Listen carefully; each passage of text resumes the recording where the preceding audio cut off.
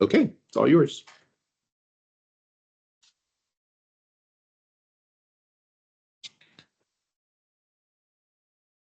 All right, all set for you, Lonnie.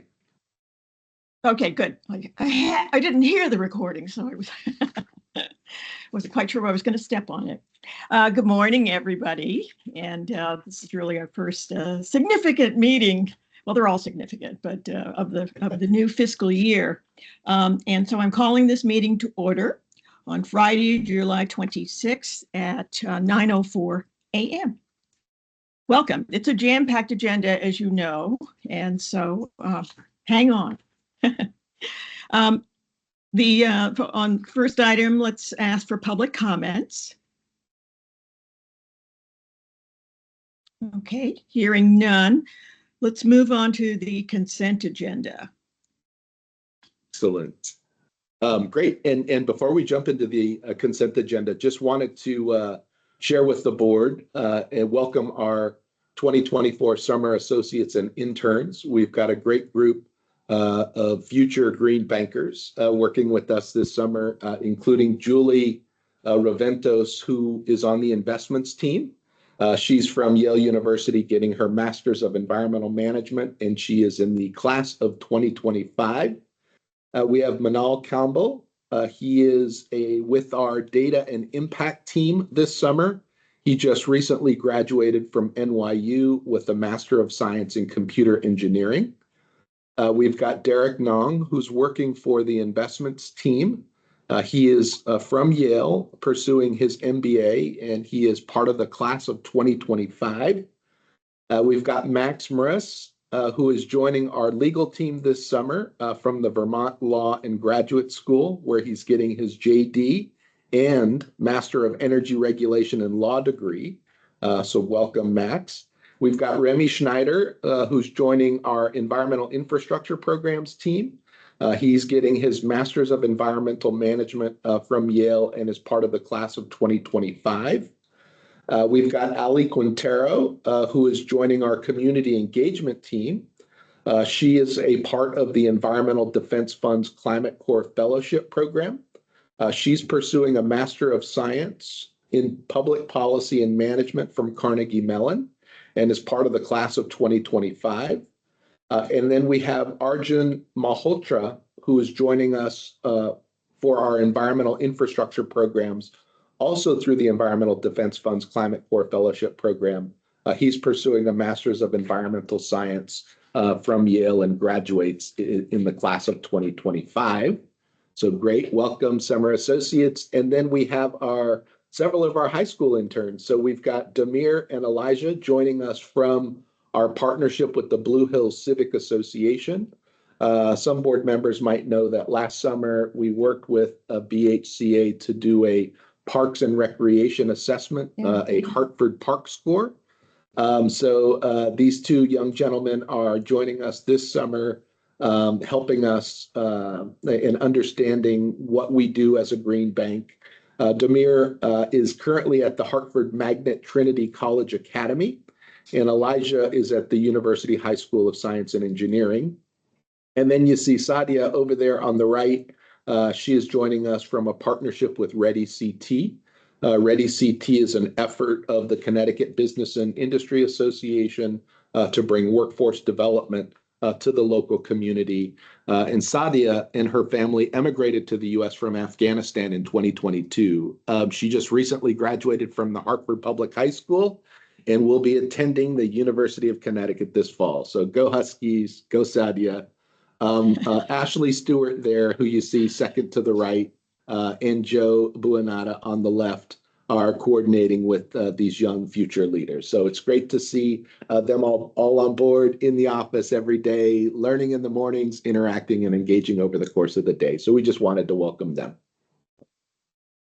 All right, on the consent agenda, we have a couple of items that we wanted to bring to your attention. We've got the meeting minutes from our June 21st, 2024 meeting. We have also included our progress to targets for FY24.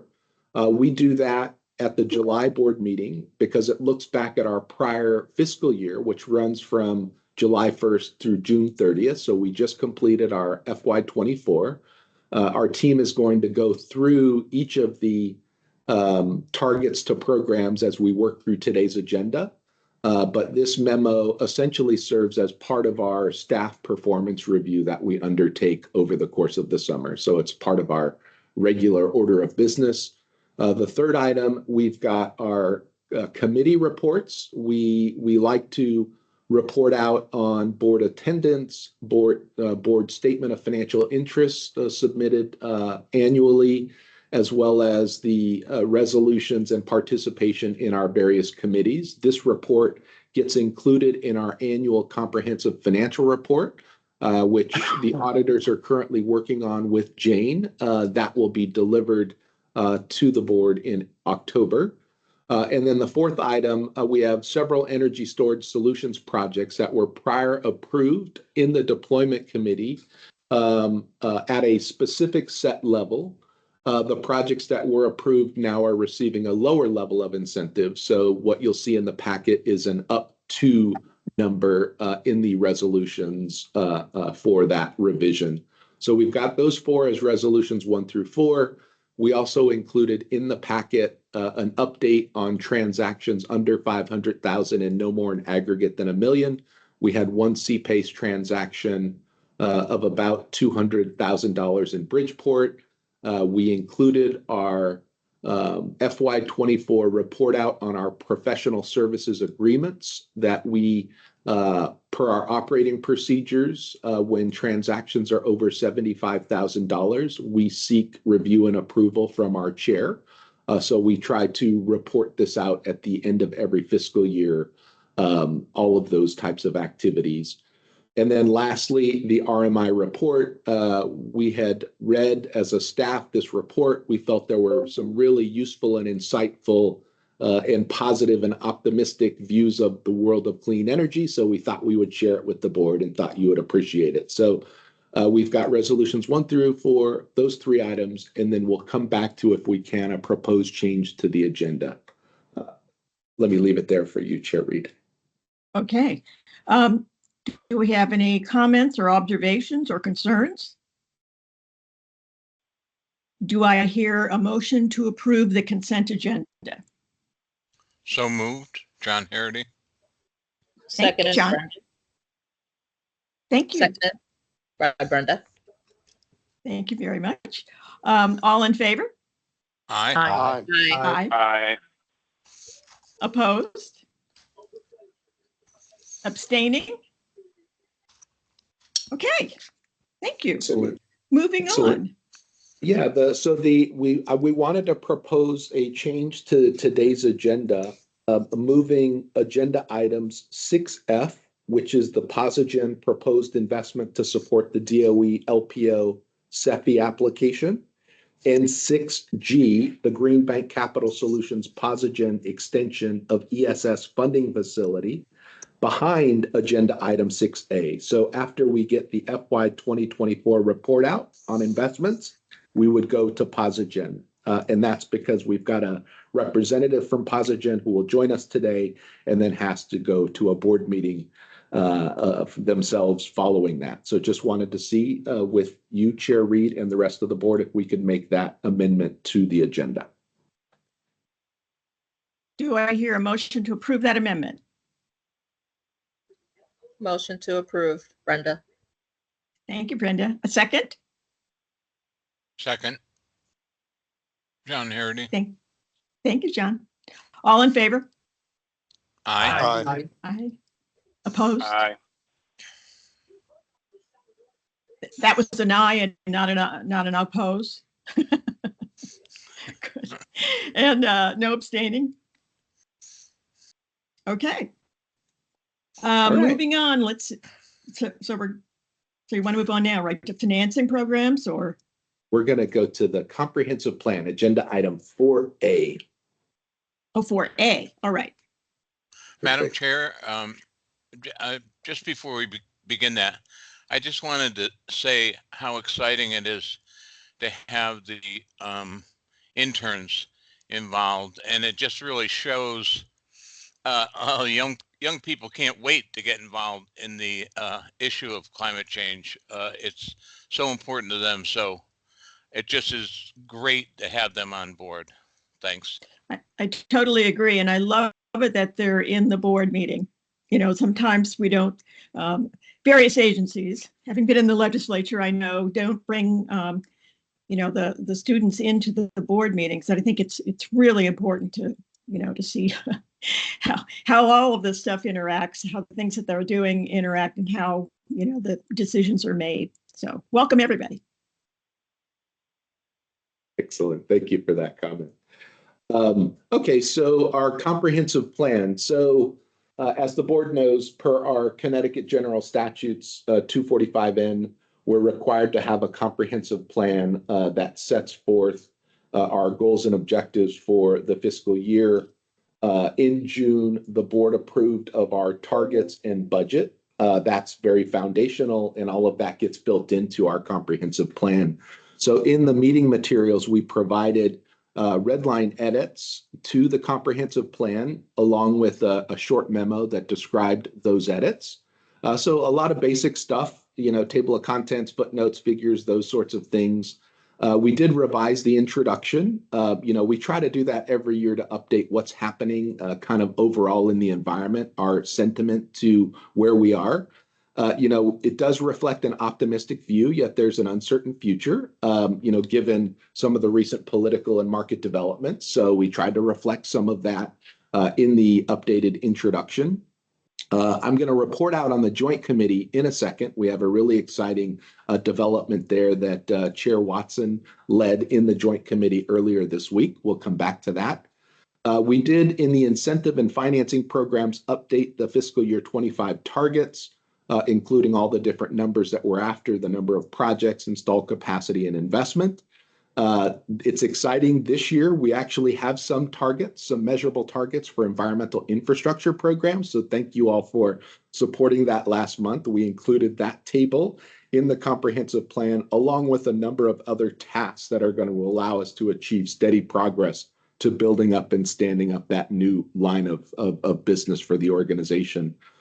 Community engagement, we spent a lot of time this year talking to our staff, talking to external stakeholders, re-envisioning ourselves and our interaction with the communities, specifically thinking about issues around resilience and vulnerable communities. So you'll see some of that language in the comprehensive plan, as well as lastly, the emerging opportunities, continued opportunities with the federal government. Today, we're going to hear around the DOE loan program offices, state energy financing institutions led by Bert.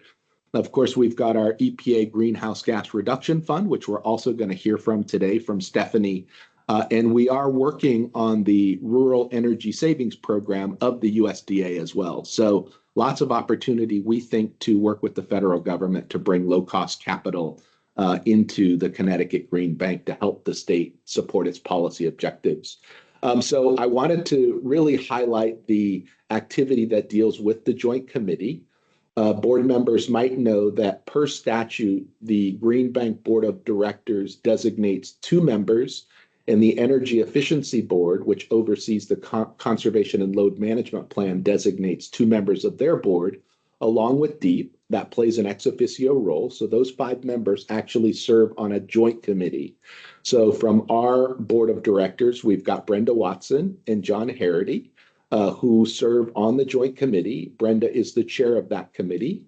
We meet on a quarterly basis, and I could say that when Eric Brown, who was on this board prior, he was the chair of the joint committee. When he retired, Brenda stepped in and became the chair of the joint committee. Her immediate focus was healthy housing. And we focused a lot of our efforts building and understanding all the different incentives, policies, and programs to focus activity on healthy housing. Late last year in December, we began as a joint committee to look at, the joint committee requested that the electric distribution company staff, the Green Bank staff, and DEEP take a look at all the federal programs, state programs, so that we can come up with a collectively shared goal that would be reflected in our comprehensive plan. We presented all of that work that we've been doing the last 6 months earlier this week. It was probably one of the most positive joint committee meetings I've seen. A lot of heart, a lot of thought into it, and the recommendation from that joint committee up to the respective boards is effectively the inclusion of this goal. So let me just read it at a high level. To enable greater investment in and deployment of technologies. Obviously all of these technologies we share in affordable rental, single, and multifamily properties, which are really the hardest to reach market segments, to realize important benefits for tenants, reducing their energy costs, increasing their climate resilience, reducing greenhouse gas emissions as examples, through the Conservation and Load Management Plan of the Energy Efficiency Board and the Comprehensive Plan of the Connecticut Green Bank Board of Directors, and through greater coordination of incentive and financing programs from state and federal sources of capital. So this is kind of a galvanizing goal. You could see all the bits and pieces of it, but will serve as a foundation to our team's interactions with the utilities and DEEP as we look ahead. So it was really an exciting meeting. Maybe I'll ask Brenda if you wanted to say, or John, if you wanted to say something about that meeting, please feel free. Hi, Brian and everyone. Yeah, I agree with Brian in that the meeting was extremely positive. And to me, it was a long time coming. 4 years ago when we were in the midst of the COVID pandemic, folks in the industry really wanted to figure out ways in which we could push back on silos and work together, from organizations that were on the ground doing energy assistance to organizations like the Green Bank and Energy ICT, who could actually bring more programming to folks who are struggling with energy burden and poor indoor and outdoor air quality. So getting to this point today is a reflection of all of that hard work.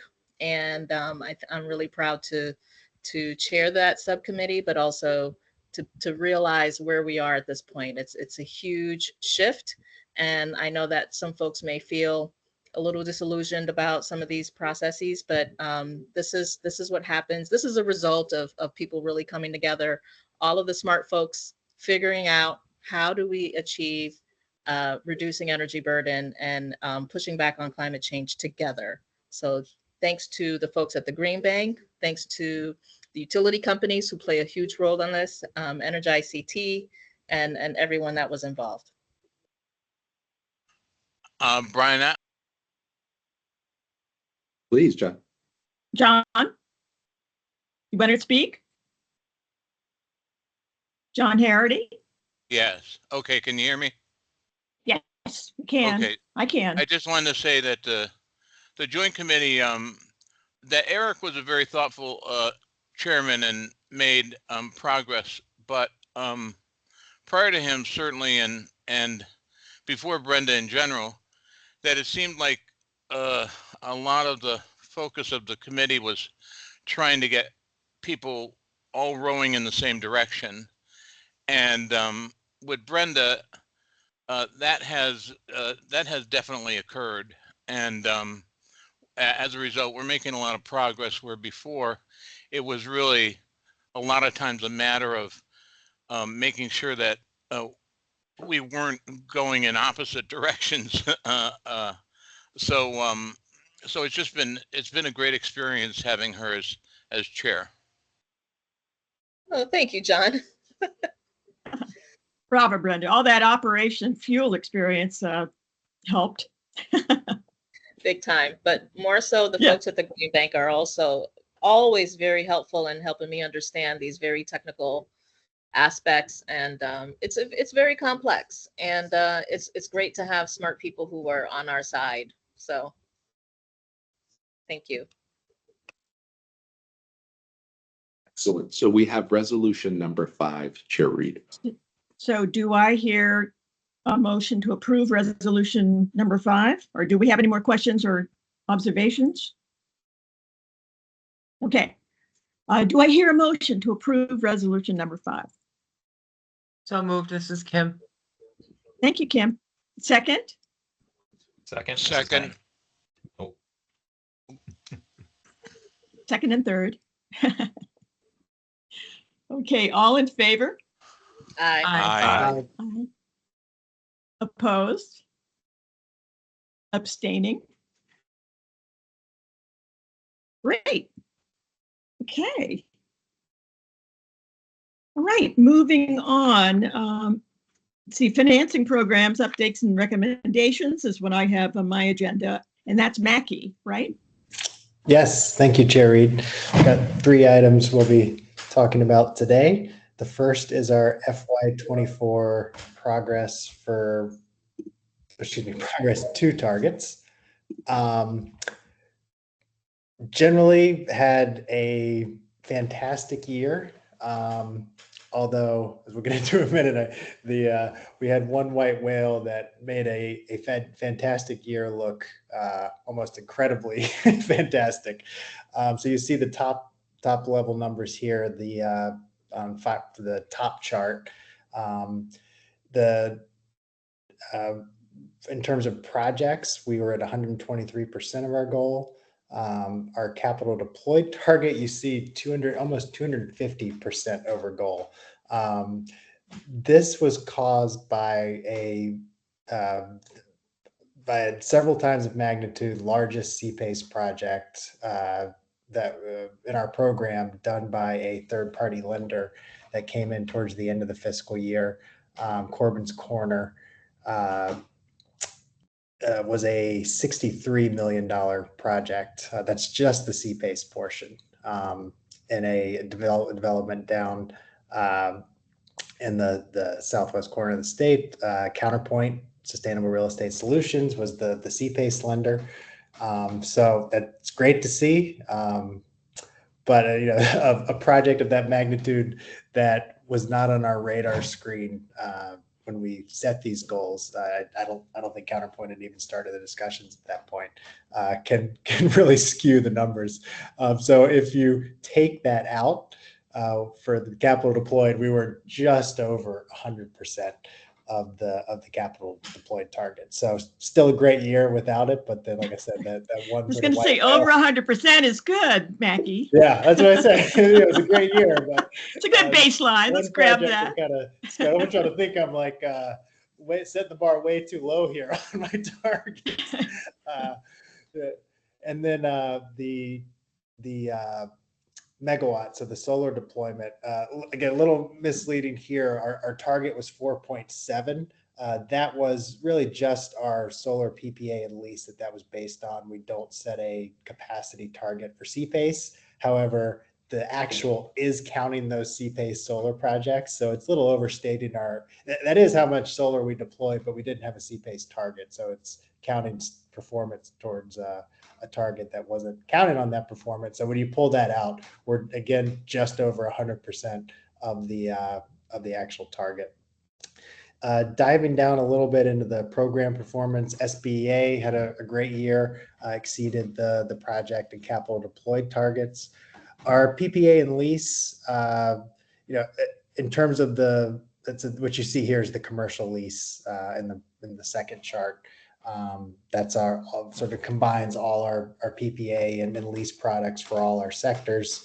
The solar capacity that deployed, the megawatt actual, was just over the target. So we got all the solar done that we expected to do.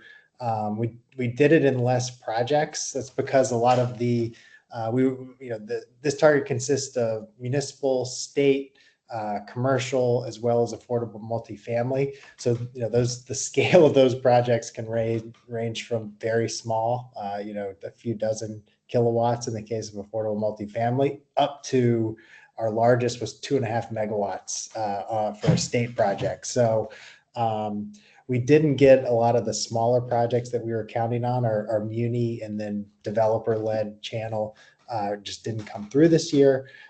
But a lot of the larger projects that we were counting on the state side, plus actually even a few more, did come through. So we were able to hit that the capacity target and actually do it for a little cheaper than we anticipated. You see the capital deployed is a little less, which I mean, from one perspective, is not a good thing because we're not deploying as much money as we thought. But on the flip side, we got the solar we were counting on, but we got it for cheaper. So I guess that would be the positive spin on it. And then on CPACE, I think it's always important to split this into two buckets. There's our lending for CPACE, which we're in the driver's seat on. And then there's the third party lending, which we play, we are strictly our statutory designated administrator role, where that's really the capital providers generating all the activity. When you look at our performance, the green bank lending, we'd set a goal of 15 projects for 7.7 million. We did 15 projects, but the investment that we put out was 15.1 million. So almost double the goal. That was our biggest year in terms of the money we put out since fiscal year 2016.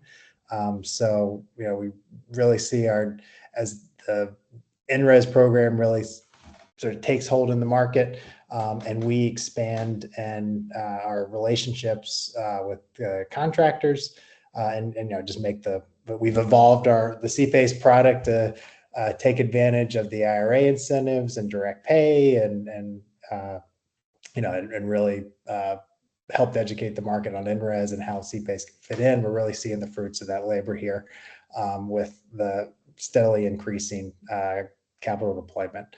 On the private side, as you can imagine, given that huge project, we vastly exceeded the goal here. It was almost 13.5 million. We did almost 68 million.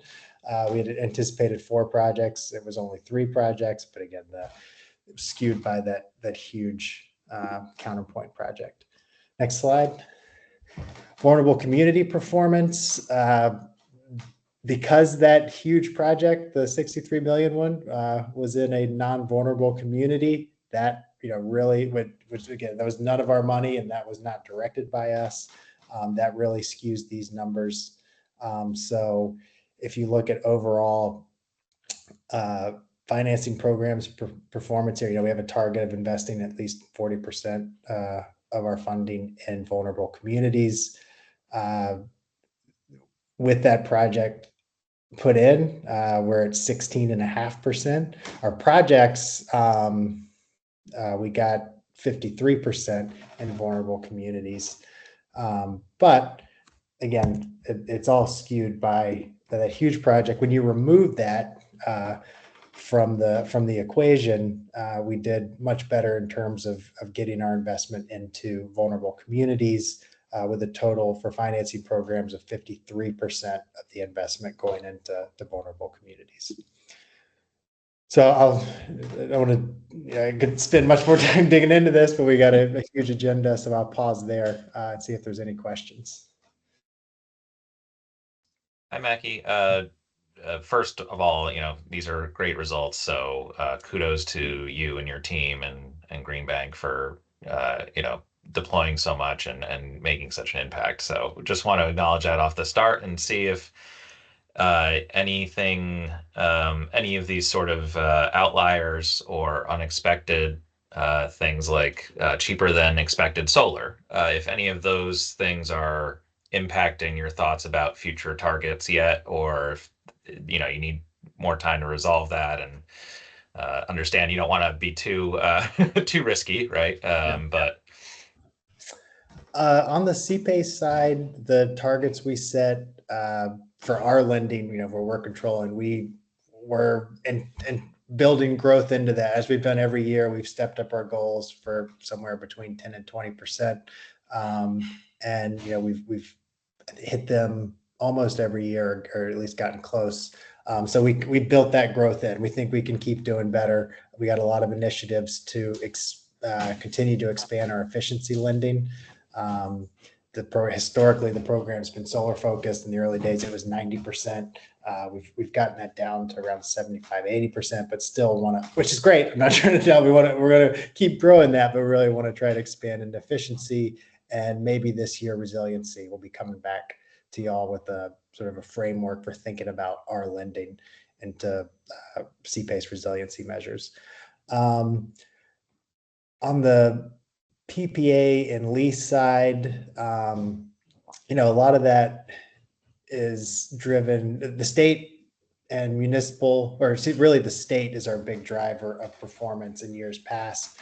Those we've gotten, I think, the easiest opportunities there. They're becoming increasingly harder and more challenging, especially in the competitive in-res environment we face, but are hoping to get a few this year. Our real focus on the lease and PPA side, though, is affordable multifamily, which we've had targets for the last couple of years. We still haven't closed anything. I mean, we just keep learning about new barriers.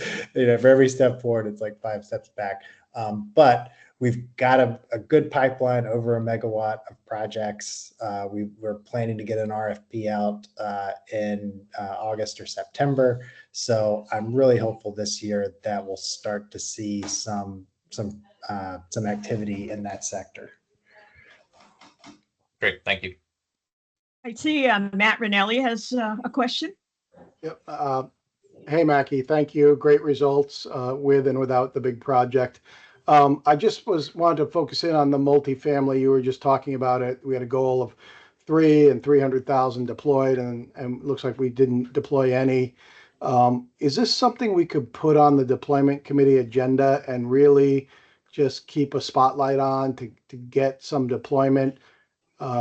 Under the theory that once we get a few things out there, other developers will follow the path. I just feel like it's an area that's so important to us to penetrate, and maybe there are suggestions you have or the team has for the deployment committee that can come back to the board just to kickstart or keep the attention on this area until we break through. Mm-hmm. Yeah, that's a great idea. Can certainly do that. You have given us everything we've asked for so far. We've gotten, we hired someone. They started earlier this year. Almost single-handedly built that huge pipeline that I'm talking about.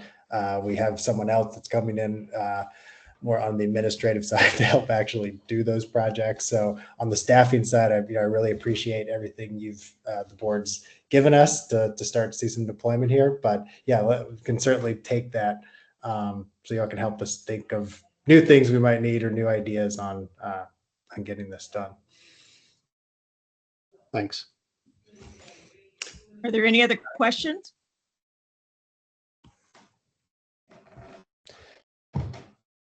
Okay. Great. So I'm going to move on to our second item, which is the fuel cell project at York Correctional Institution.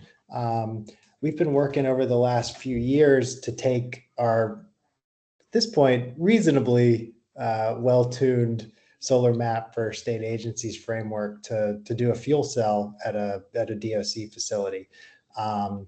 This has been something the team there, that they literally asked about doing this on the first site visit I did for solar back in, I think, 2017. We had to get the framework built for solar. Once we did that, we started looking at it to see if we could adapt it. Meaning the procurement process, somewhat the feasibility assessment side of things, and then the PPA structure and actual documentation that we built and gotten approved by all the necessary agencies and Office of Attorney General. Took some work with all those parties to make sure we could use that, but ultimately, sort of with some tweaking, got a structure in place that we could pursue a fuel cell project through.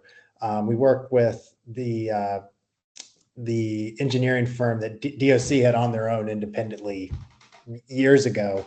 I think mid 2010s had done a feasibility assessment on a fuel cell at this facility. So we picked that work up. We hired that engineering firm ourselves and updated it, and then used that to inform an RFP that we put out in 2022. Doosan Corporation, or High Axiom, formerly known as Doosan, was the winner of that RFP to both provide the fuel cell and then also provide the power purchase agreement. A very attractive PPA rate, almost or just below 5.5 cents. Great number. You've got to remember, though, the fuel cells use natural gas to produce electricity, so DOC also has to buy the gas to to produce the electricity that they then buy at that rate. So you really should factor in the gas costs, which we've done here. Still, when you blend that in, it's an anticipated annual cost of just over 9 cents, which is still a good deal. You see the savings here that DOC expects. So we've got the project scoped out. We're talking with Hyaxium, Doosan, and some development partners they've brought in, and we think the project is getting close to being able to sign all the documents and then get started. So coming to you to ask for authority to sign the PPA, really like we do. I think earlier this year, you approved expanded authority on the state solar side to continue to do projects. That just didn't include fuel cells. So really this is very similar to the role we play. Actually, I'd say with less risk, because instead of on the solar side where we do hold the project for a while and start construction, in this case, we're going to play really just purely an intermediary role. We're going to sign the PPA utilizing the sort of procurement authority the state can, or the procurement role the state can play with us as a quasi-public agency. And then we will transfer the PPA and all the other contract documents to the project entity to actually get the project built. So we will not play we won't be dispersing any money or overseeing any construction under the contract while it's under our name. So this is just requesting the authority to sign that PPA and transfer it. We are in talks to lend to that project entity to supply debt for the project. We will be coming back, assuming we come to a high-level agreement on terms, we'll be coming back to you for approval on actually putting money into this project. But again, this is just to sign the project or sign the PPA and then assign it over to the project entity.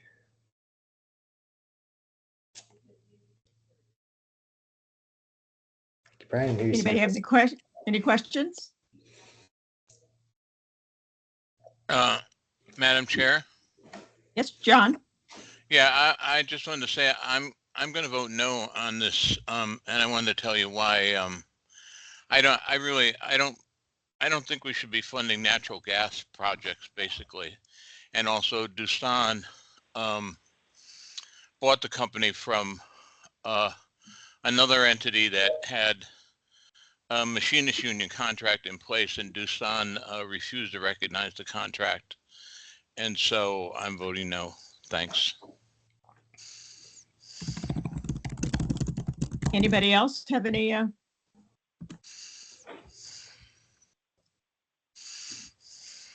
No? Okay. So do I hear a motion to approve Resolution 6?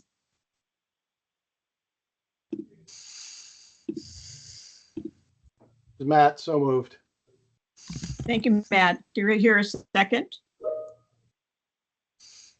Tom, second. Madam Chair, if I could I just say, I great deference for John's comments and not undermining them by moving this motion, just recognizing that it is a technology that we funded in the past.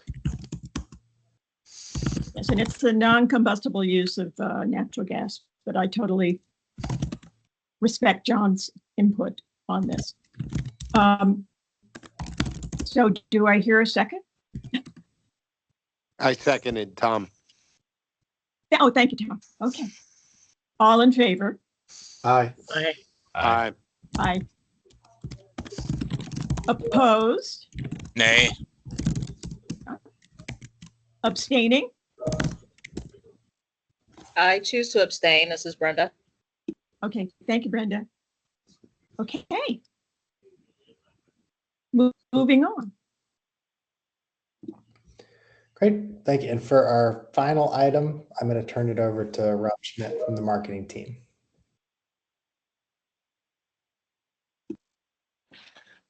Thanks, Mackie. Rob Schmidt, Associate Director of Outreach and Marketing here at the Green Bank. Apologies in advance. I have a bit of a virus, so if I'm catching my breath or clearing my throat, please forgive me. Today we're talking about the Green Gain program, which is a opportunity in front of the Green Bank in partnership with the CT Sustainable Business Council and the Manufacturing Innovation Fund in order to fund a one-year pilot program called Green Gain that will address energy, resiliency, and sustainability challenges that the state's manufacturing community is facing. The CT Sustainable Business Council is a independent nonprofit organization that brings together the state's sustainable business leaders. The Green Bank has been a member of that organization since 2016 when it was founded. Mackie Dykes served in a board role at that organization, and most recently, Peter Ludwig, our senior manager of market engagement, has been serving in that board role with the CT Sustainable Business Council, and they've been a great partner over the years. The Manufacturing Innovation Fund is a fund administered by DECD, the Department of Economic and Community Development, out of their Office of Manufacturing, with the goal of supporting growth and innovation and progress in the manufacturing section. Many of you might remember our previous partnership with them, the Energy on the Line program, which has been really a big success in supporting manufacturers with CPACE across the state of Connecticut. And the Green Gain program would be a partnership between us, the CT Sustainable Business Council, and the Manufacturing Innovation Fund, where the Green Bank would play a oversight and fiscal role. The MIF would be funding, the Manufacturing Innovation Fund would fund this program, and the CT Sustainable Business Council would administer and execute on outreach, training for manufacturers, consulting and mentoring that help them to address their energy resiliency and sustainability needs, as well as administering a voucher program that will provide them with financial resources to address all of these issues. Can skip to the next slide. I mentioned the Energy on the Line program. Again, the Manufacturing Innovation Fund has previously worked with the Green Bank and trusts us as an expert in energy and sustainability issues. The Energy on the Line program was initially launched in 2016 with a goal of 20 grants to manufacturers who are using CPACE, awarding them up to $40,000 to help with their solar and efficiency projects. We just wrapped up that program pretty recently with our final recipients closing CPACE projects in 2023. And the impact has been really significant. Using 672,000 of the Manufacturing Innovation Fund's dollars, we generated 30 CPACE projects, solar PV and energy efficiency for manufacturers in the state of Connecticut. And those are resulting in over $25 million in energy savings, which is pretty exciting. That's a great leverage ratio on those state dollars to drive savings and investment. So consistent with our operating procedures, we are suggesting a strategic selection of the CT Sustainable Business Council to administer a $355,000 grant from the Manufacturing Innovation Fund. That includes $115,000 in administrative costs and technical support for the CT Sustainable Business Council, as well as a $240,000 voucher program that they will administer. So we're seeking to enter a MOU with DECD to receive these funds, and a professional service agreement with the CT Sustainable Business Council to administer this program. Based on the special capabilities of the Sustainable Business Council, having actually developed, created this program and solicited funding from MIF, which MIF has approved, but also the strategic importance of the manufacturing sector, which we all know is critically important to our economy, but also feel the impacts of energy costs rising more than most, and recognizing that they've been a huge driver in CPACE program growth over the years, as well as a potential opportunity for this program to lead to future investment. We think that this is a prudent strategic selection. Happy to answer any questions. Hi, this is John Harity. I just wanted to comment. I was on the Manufacturing Innovation Fund board for a number of years. It was begun by Governor Malloy and a former chair of the of our board, Catherine Smith, who was DECD commissioner, and it was a great success. And it's really helped to change the attitude of manufacturers in the state from feeling like the state did not pay attention to their needs to having a place to go where they needed assistance and expansion and training and other issues such as that.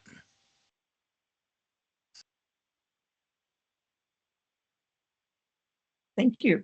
Yeah, that was a game changer because we were losing businesses, and that helped stop that erosion and really made manufacturers feel that that they had they had our involvement again in good ways. Any other questions or observations? Lonnie. Oh, it's Matt. Yeah. Matt, go ahead. I just had a question about the administrative costs versus the amount of the grant.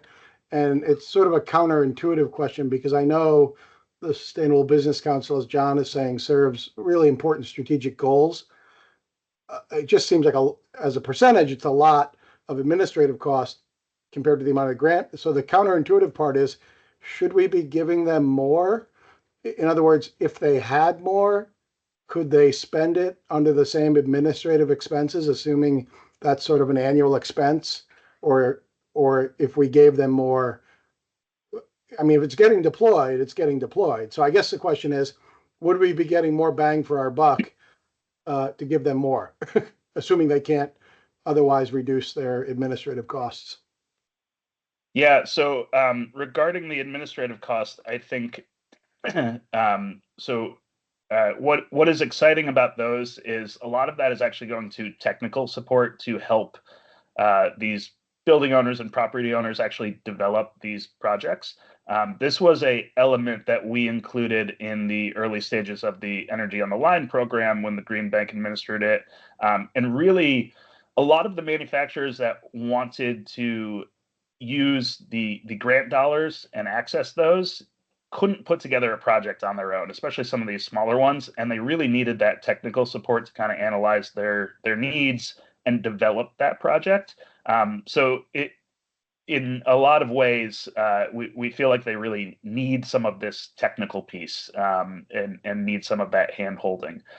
This is a 1-year pilot, so MIF has also the option at the end of this program to expand that with additional vouchers and to increase the investment as well. Okay. Yeah, no, I was just curious. I mean, it seems like maybe then it's a little bit, the way it's presented is a little bit, it lumps together administrative and technical. And I would think the technical support is really a service that's sort of part of the grant. So, all right, that's fine. My question was just if there was a way to get as much deployed for the same amount. But it sounds like it's very intensive to work with applicants and it's not sort of a fixed administrative cost. Yes. Yeah. And there's a big, heavy focus on mentoring and training and trying to help them get to these goals. All right. Thanks. Any more questions or observations? Okay. Do I hear a motion to approve Resolution 7? Motion So to moved. approve this agenda. I'll second. Okay. All in favor? Aye. Aye. Aye. Opposed? Abstaining? Okay. Good.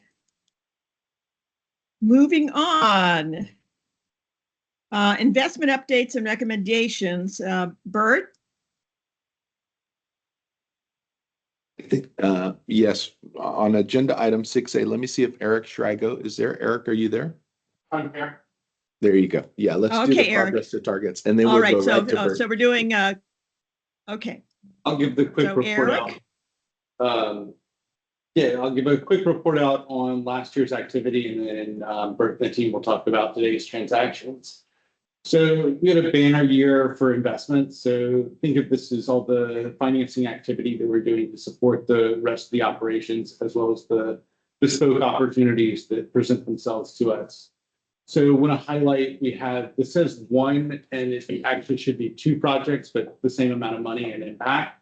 We had two fuel cell projects for $99 million, blowing out our target of $10 million for the year, that are delivering 16.8 megawatts of clean energy capacity. These are the Derby fuel cells, one of which I believe is a shared clean energy facility. Looking at this from a vulnerable communities perspective, all those projects were in the vulnerable community. So it's great to see our capital going there. In addition to this activity, the board approved 25 transactions for the year that will commit over $45 million of green capital. This will generate about $10 million in interest income for the organization, continuing to build our balance sheet and fund us further into the future. So a banner year, and yeah, keep up the good work. Practice for getting that GGRF money up the door. excellent. Bert, I think over to So, you. Sure. Bert? Okay, we're actually going to go to 6F. I think Yes, yes. So Posigen. yeah, I think we need to back up. There we go. All right, perfect. Great. Well, good morning, Sherry. So Good morning. David Beach. No, this will be with Larry Campana and Okay. myself. Okay. All right. So again, good morning, and we're here to present, very proud to present what we believe will be the first U.S. Department of Energy Loan Program Office State Energy Financing Institution transaction. It will, so just, we've been talking to the board, I think for around 2 years about CEFIs generally, as they are called, and over the past year or so about the proposal to bring the Posigen transaction forward as one of the first CEFI transactions, and we're very pleased to have with us this morning. If he's on camera, I'm not sure if he's showing up. Our screen here in the Stanford conference room is a little constrained, but Ben Healy, Chief Financial Officer and former member of the investment team here at the Green Bank, is on the line. Ben, can you just let us know that you're there so we can see if we got your mic open? I'm like Visa for you, Bert. Wherever you want me to be, I'm here. Great. Good morning, Ben. Thanks for, I know you've got some things moving this morning, so appreciate you taking some time to be with us. And so Larry Campana of the investments team has been working with the Posigen team and with the LPO to move this transaction along. And so now we're at the position after a number of months of development to bring this to the board for formal approval. So with that, I'm going to turn the mic over to Larry Campana of the investments team, and he'll present the transaction to this morning. Great. Thanks, Bert, and thank you, everyone, for having me. This first slide discussing the CEFI transaction with Posigen highlights that Connecticut, with Posigen, is the #2 most deployed state currently in the portfolio. Louisiana is where Posigen has their home base. So you see that our partnership, and our capital are creating outsized returns for our state in solar deployment and specifically with LMI deployment. So things have been great up until this point, and then you can also see that things will continue to get better over the course of the next 5 years. Connecticut is projected to have a 280% increase from its current position with Posigen. So there really is a lot of great opportunity projected due to our partnership and support. And you see some really big states that were within a standard deviation of on this list. So you wouldn't think for Connecticut to our relatively small state to have this level of deployment. But again, our partnership and capital is really having significant returns. So we can go to the next slide and show this leverage ratio again. Leverage is our secret sauce at the Connecticut Green Bank, and we're proud of the folks that invest alongside us. And you can see with the other states involved, with the sponsor equity involved, and most significantly, the debt from the LPO involved, that the SEFIs participating will have a 19-to-1 leverage ratio. This amount of investment just is very large, almost $2 billion, which is something we don't normally talk about, billion-dollar investments at the Connecticut Green Bank. But let's discuss the components of this capital stack. Of the $2 billion, only $1.1 billion is debt, of which $100 million is projected to be SEFI. And as we propose in the memo, we propose a $25 million cap on Connecticut Green Bank's investment.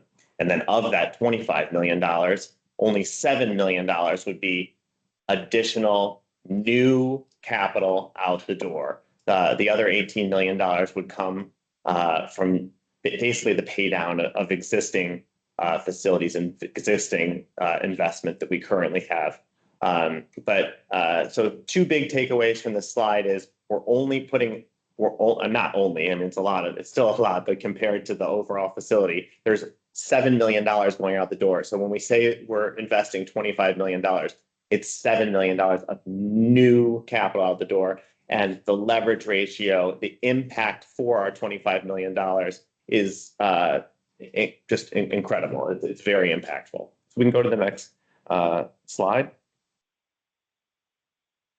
We are currently working with several SEFIs. I would put them in that state energy financing institution. I would put those into two buckets. One are existing SEFIs that are capable of financing this as we sit here today. And we're currently working with, for example, New York and New Jersey. And then there's emerging SEFIs that are very interested in this, but do not have a program that's set up for capital that's ready to deploy. And those SEFIs might participate down the line. When we've contemplated this investment, we have thought about how will we be compensated for an outsized participation in the beginning of the investment, where Connecticut Green Bank is contributing more than its proportionate share of what is directly going into the state. And the way we've done that is we've proposed and you see the final slide, on the bottom left there, a differential rate. So above the risk-adjusted rate that we would normally get as a SEFI, we've proposed a 2.5% additional rate to compensate us for an outsized proportion based on what is directly going to the state as compared in Connecticut compared to the rest of the states participating. So that does a couple of things. So number one, it compensates us. Number two, it helps motivate everyone, but especially Posigen, to to continue encouraging new CEFIs to participate in the facility even after they've closed the facility and drawn down all the funds. And the other thing I wanted to highlight on this slide is even though we are participating in an outsized proportion, we still have, because of the leverage ratio with the equity and the LPO participation, we're still getting $309 million of solar investment into our state for our $25 million investment. So even though this is very top of mind for us, we want to make sure that we're getting a fairly compensated investment rate. We still have a really significant leverage ratio, even if you're considering that we're putting a little bit more upfront to get this facility up and running. You can see that we will have a projected 7.6% blended rate. That includes the rate we get for our investment proportional and disproportional within Connecticut. And then that rate would, in theory, go down as more CEFIs come into the facility and take our position down. Okay, so we can go into the next slide. Oh yeah, please, yeah. Before we go to the next slide, could you stay there for a moment? I do want to point out that currently the Green Bank is in a subordinated position vis-a-vis Brookfield, which is the first lien senior lender in the facility, which is backed by thousands of customer leases. So it's a very diverse, very dispersed amount of risk across the portfolio.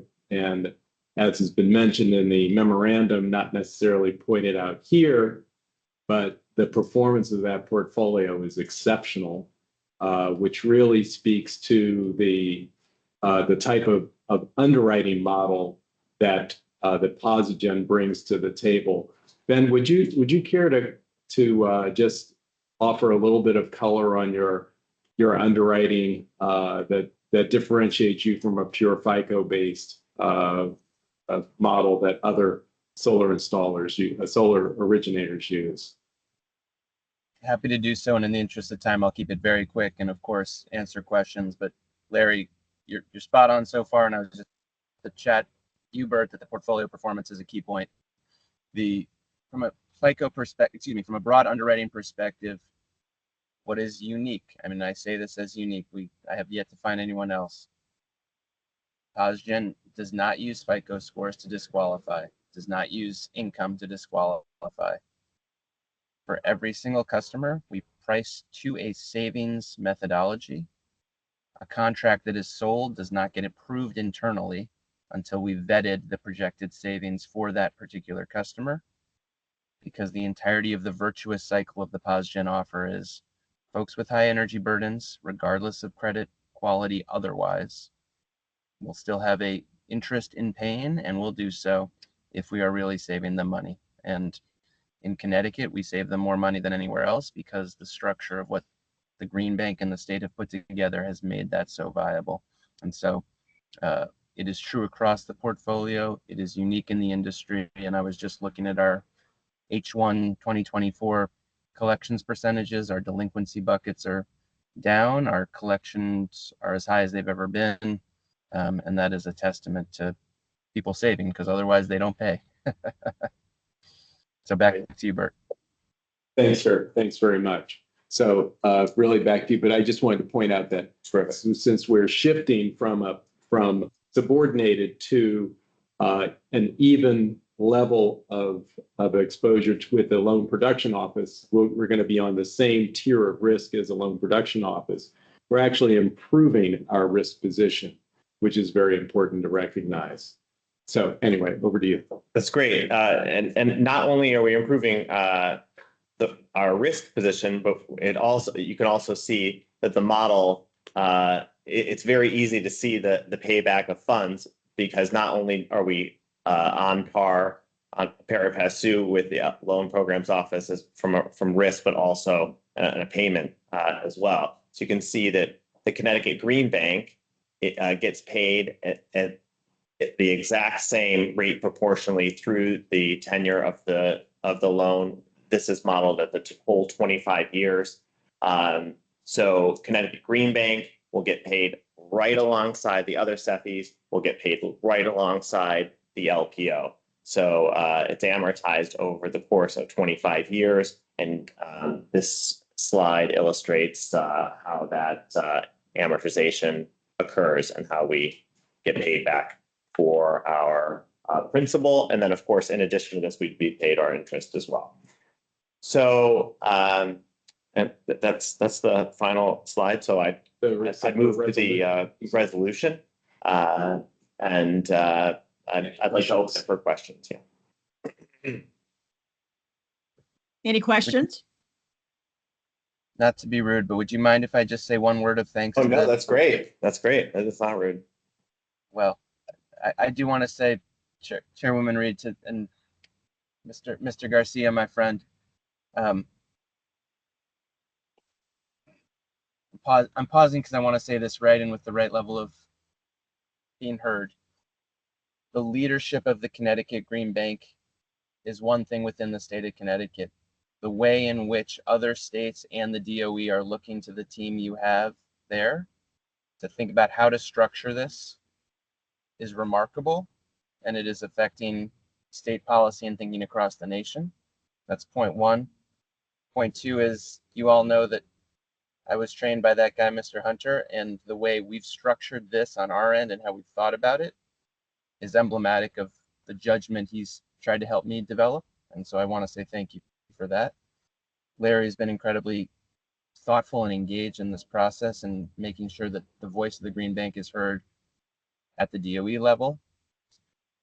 And then fundamentally, this is not just about improving the risk position of the Green Bank, although it does. This is a true accelerant in a moment of, as we all know, political uncertainty and otherwise, on a model that really has shown that it can work. And this is a chance to seize victory, as it were, in something much bigger. So I wanted to make those comments. And then, Mr. Harity, I did want to call out to you. I would love to take one piece of conversation offline with you, which is, as you know, Davis-Bacon applies to federally funded projects. And boy, it doesn't make a lot of sense for the residential solar sector as currently constructed. Would be really interested if you have advice to me or others about how we could suggest to the Department of Labor and otherwise, if there was organized labor involved in these projects in a meaningful way. I'd much rather work with organized labor than a really bad Davis-Bacon compliance regime. So I'm putting that on the record publicly, and that's, you know, the most pro labor exec you're going to find, as you know. So, Chairwoman Reed, I'll give it back to you, and I apologize for taking a minute, but I did want to say both those words of thought, of thanks, and also partnership and commitment to Connecticut as part of a broader strategy. And then, John, those words I hope don't fall on deaf ear, man.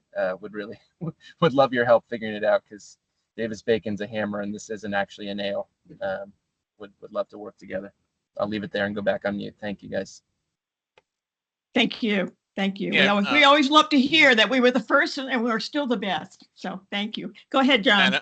And, yes, I just wanted to say I'd be happy to work on that. And we have in the roundtable, we have building trades unions that are involved in green energy projects. So they have the kind of expertise that might be needed in order to figure some of this stuff out. And I also wanted to say that one of the reasons why this arrangement is a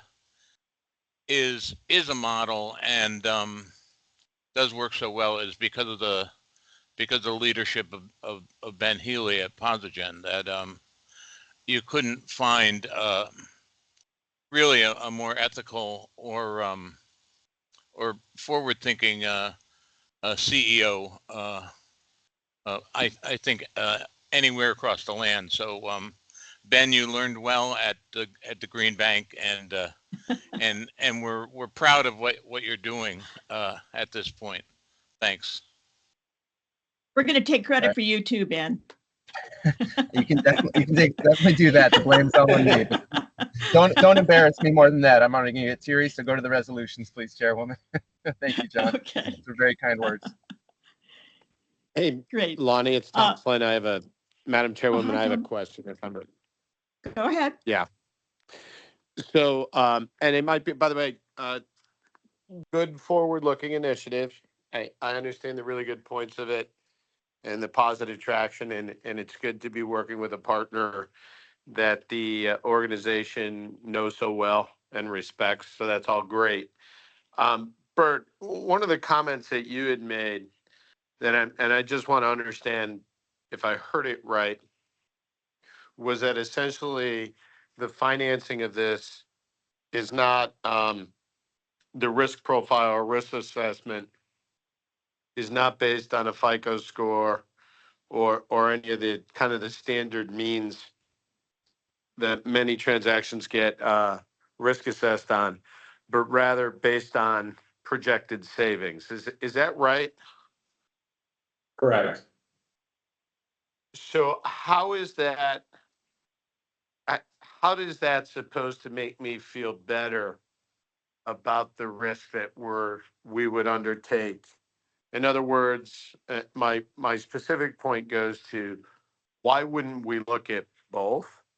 The savings, which is a calculation and a projection, which because it's a calculation and a projection, no matter how good it actually is, there's an element of risk of error in that, and backstop that by saying the FICO score or whatever other kind of standard financial metric you would use.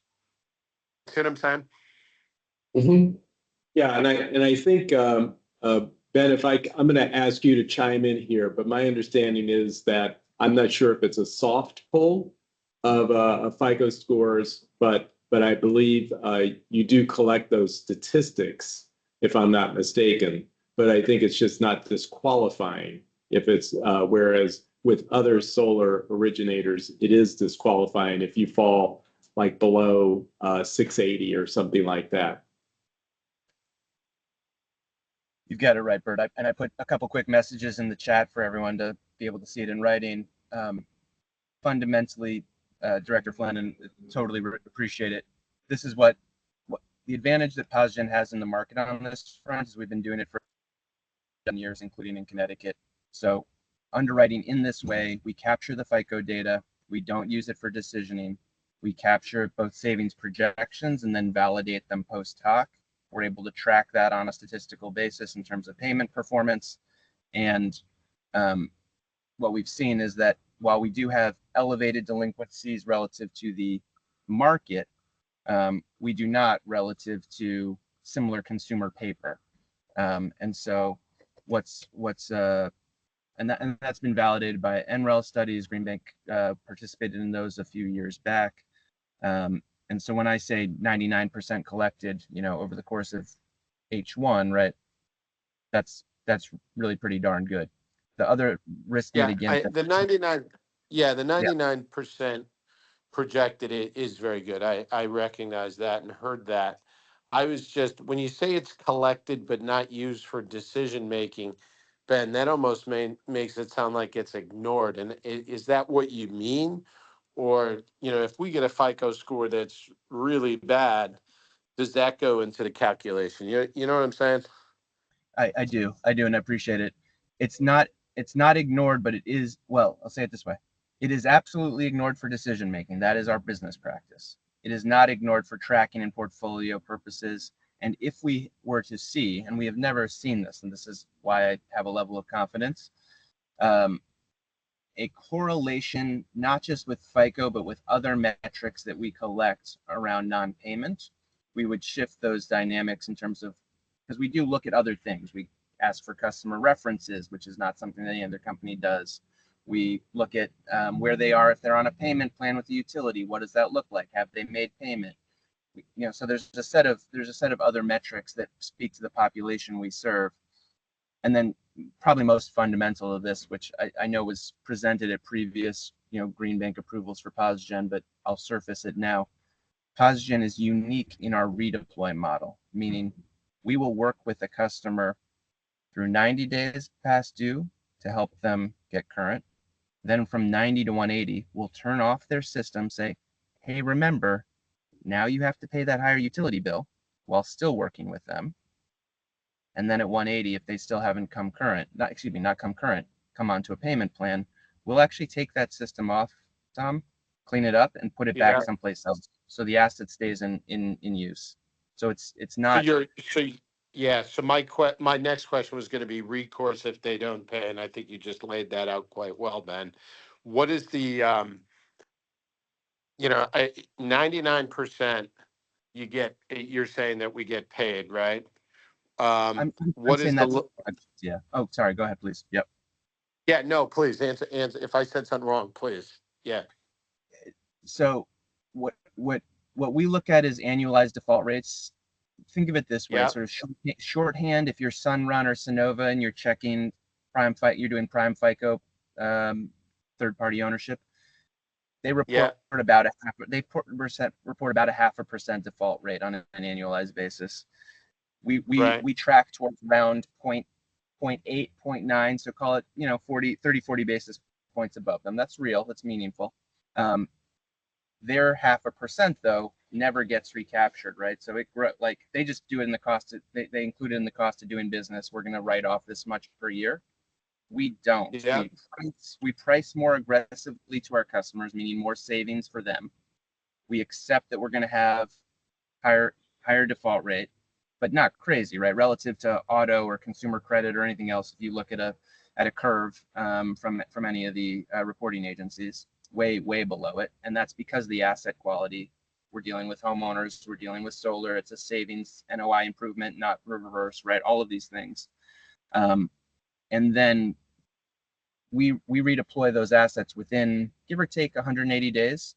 So you'll have a liquidity issue. You'll have a system. On call it 1% for simplicity, 1% of your portfolio. At any given point in time is in that cycle. That's been our decade plus experience, and then that system is back up on a new home. That's how we manage. So that's what I was gonna that's what I was gonna ask is that at any given time, and I think you just answered, but I want to just say it more simplistically so I understand it. At any point in time, what percentage of your portfolio is kind of in arrears on payments? You know what I'm saying? Yeah. We do it based on delinquency buckets as our standard reporting metrics. And so the 61 plus number is about 2%, is 61%. 2%. 61 plus days past due is about 2%. And then about 0.75% to 1% is what we assume is going to get recycled every year. Got it. Okay, that's very helpful. Thank you, Ben. No, the questions are all right on point. Thank you. So Tom, did you want to move to approve this resolution? Boy, I guess I just got caught in the crosshairs, didn't I? Yeah. Yeah, I'll move to approve. Great, thank you. Do I hear a second? Second, John Hardy. Thank you, John. All in favor? Aye. Opposed? Abstaining? Okay. Moving on. Thanks for hanging out, Ben. We appreciate it. Yeah, Ben is going to stay for just a few more minutes as we get to the energy storage solutions facility for Posigen. But I just wanted to say to the board, thank you very much. You just made history today as the first board to approve a SEPI transaction with Loan Production Office. So hopefully we will be able to close this out in the next 2 to 3 months because it's very important for, as I expressed to the Loan Production Office, they're really leading here. They're providing stable long-term capital plus an exceptional ramp for companies like Posigen to keep deploying as opposed to wasting their time constantly seeking capital in the marketplace. So it's you're making history today, and I don't want that lost on the board today. Thank you. Okay, let's move. let's move to the energy storage facility. Let's move it along because we're running a little bit behind. Great. Yeah, I can make this relatively quick. Firstly, I'd like to thank Julie Reventos, our summer graduate associate, who worked with me on this project. So thank you very much. It's a terrific memo and in-depth analysis. Posigen, 2 years ago, we came to the board to have, and you approved a ESS battery storage funding facility working capital line of credit, along with the ability to have a term loan. Recently, earlier this year, we lowered that term loan facility to $1 million from $3 million. There is nothing drawn on the term loan facility. There's $2 million drawn on the working capital facility. So 2 years have gone by, and 2 years is the term of the working capital ESS battery storage facility. What we are requesting from the board is an extension of 1 year for that working capital facility. There is a significant number of leases, 200. We go to the next slide. Yeah, there's 247 leases that have been signed by Posigen. They're in various stages of development, which if you compare it to the current total global ESS program, it's about half that. So Posigen by themselves has about half of what current program has like in their pipeline. Just clarify that the 247 have not been approved in ESS, but they would be moving through the ESS approval sequence. So that represents a 50% increase from where we are today in ESS on the residential side. Perfect. So there's just so many of these projects that are ready to be put into our incentive program. As recently as this week, I've been working with Ben and with our ESS team, with Posigen and with our ESS team to come up with a plan. This is such a significant amount of deployment to get these through our system. So it's just a really terrific amount of progress that's being made, and we just need a little bit more time. So what we are proposing is a 1 year extension, so we're able to get this program to where it needs to be. So and with that, I'll open it up to questions if there are any. To propose resolution 13 to extend the ESS working capital line of credit for $2 million, 1 additional year at the same terms.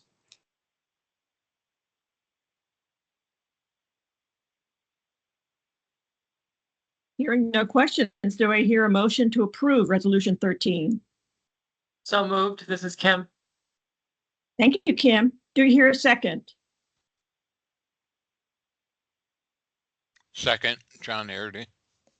Thank you, John. All in favor? Aye. Aye. Opposed? Aye. That was an aye. That late thing, I think. Abstaining. Okay, thank you, everybody. I mean, that's really important to keep reminding ourselves. Those are the most vulnerable communities. Those are our priorities, and that's really exciting, the work that's happening. Okay, let's see. Bert, Smarty Loan Program rates adjustment. Okay, thank you, Chair Reed. I'll move this along. If you go to the next slide, please. This is about our Smarty loan and really dealing with our lenders and just as a refresher, everyone knows this is really our flagship product in the residential space. We don't make the loans. Our network of community lenders do, and they do that under a program of not to exceed rates, which are currently from 5.99% for 5 years up to 7.49 to 15 and 20 years. We support it by providing not only technical support for energy efficiency and resiliency measures, which we've now added into the Smarty loan, or which is being added in the Smarty loan, but also with a loan loss reserve which helps to promote the lenders to be in the program. We're also, just as a news flash, we have released an RFP into the market to solicit additional lenders into the market. So adjusting interest rates here today, which is what we are proposing in the context of increasing interest rates or interest rates that have been higher, is really needed to stabilize our lending group. But you can see the deployment there of 170 million, more than 170 million over the life of the program through fiscal year 24, which just ended, which is just an amazing amount of progress. Next slide, please. So this is just really to just drive home the point that what we are witnessing, if it isn't clear to everyone, is just an amazing amount of interest rate increases that happened in 4 months.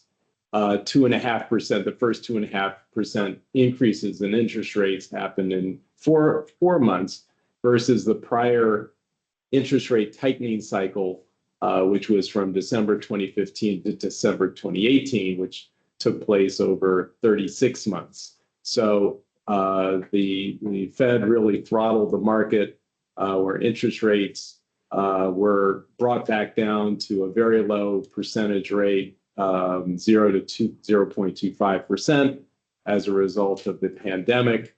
And then because of inflationary pressures that were occasioned by the response to COVID, as well as supply chain issues, they really had to push interest rates much higher.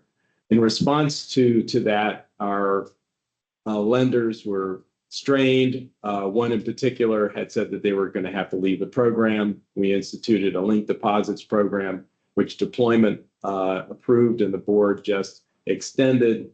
That was back in May 23.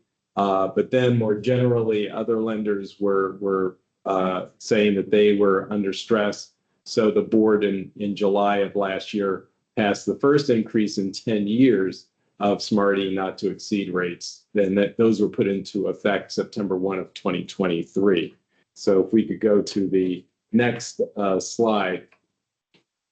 What has been happening with interest rates in more recent period? You can see that the understanding of this curve is that every meeting date that the Fed determines interest rate policy, this goes back to September of 2021. They give a projection of where they feel interest rates will be in the future, and so this is just tracking what that expectation was for the end of 2024 over time, and you can see that the expectation for interest rates really took off and peaked at September of last year. And then the Fed thought and the market thought that inflation was really making progress. And so in December of last year, they brought their expectation for interest rates down. But then we hit a patch of inflationary pressure in the first quarter of this year, and they turned around and said they would require much more evidence before they would lower rates. And so we're now in a period which is called a higher for longer policy stance. There has been more encouraging news even over the last 2 months where inflation seems to be cooling again, and to provide that additional evidence that the Fed needs to be able to start reducing rates. The expectation in the market is that we could see 2 cuts of 25 basis points each by the end of the year, potentially starting in September of this year. So that will provide some relief, but not nearly enough, as we'll see on the next slide. Not nearly enough for our lenders.